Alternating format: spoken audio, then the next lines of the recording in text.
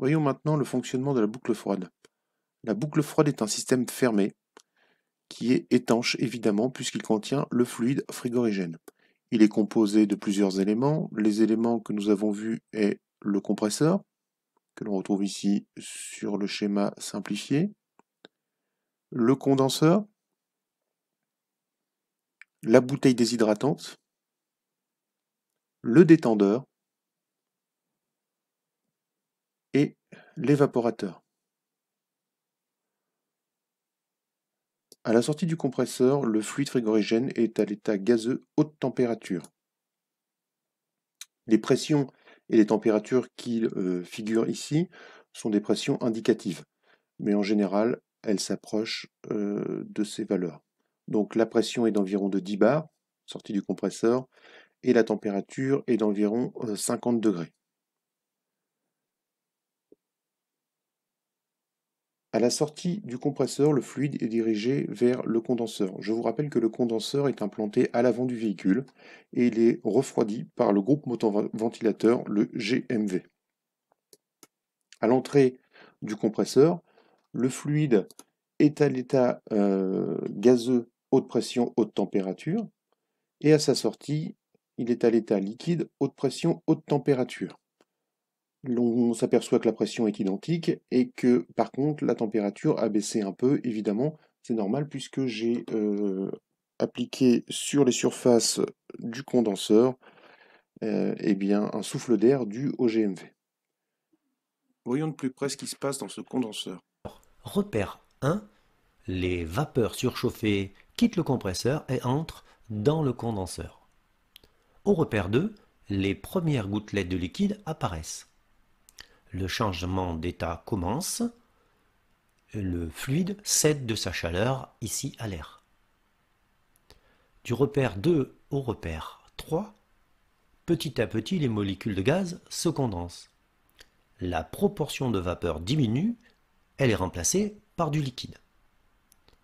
Du repère 3 au repère 4, le liquide continue à se refroidir au contact du médium de refroidissement, ici c'est de l'air.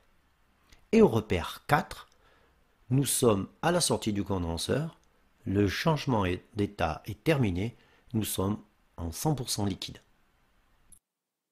À la sortie du condenseur, le fluide est à l'état liquide haute pression haute température.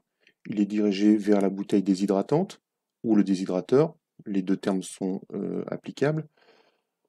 Donc le fluide à l'état liquide passe au travers, vous l'avez vu un peu plus tôt dans le cours, des étapes de filtration. Donc le fluide ressort de la bouteille déshydratante dans le même état, c'est-à-dire qu'à la sortie de la bouteille déshydratante, le fluide est toujours à l'état liquide, haute pression, haute température. Il est dirigé à l'entrée du détendeur. À l'entrée du détendeur, le fluide frigorigène est à l'état liquide, haute pression, haute température. Le détendeur, comme son nom l'indique, va permettre de détendre le fluide frigorigène. C'est ce que vous voyez ici, représenté en bleu sur le schéma. À la sortie du détendeur, le fluide frigorigène est à l'état liquide gazeux, puisque le détendeur a juste permis sa vaporisation. Nous sommes à basse pression, environ 2 bars. La pression a considérablement chuté, puisqu'à l'entrée du détendeur, la pression était de 10 bars. Et la température aussi a considérablement chuté, puisque la température atteint moins 10 degrés, alors qu'à l'entrée du détendeur, elle était d'environ 30 degrés. À la sortie du détendeur, le fluide frigorigène va être dirigé vers l'évaporateur.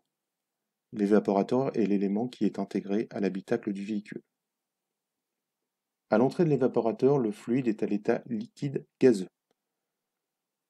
La pression est d'environ de 2 bars et la température de moins 10 degrés.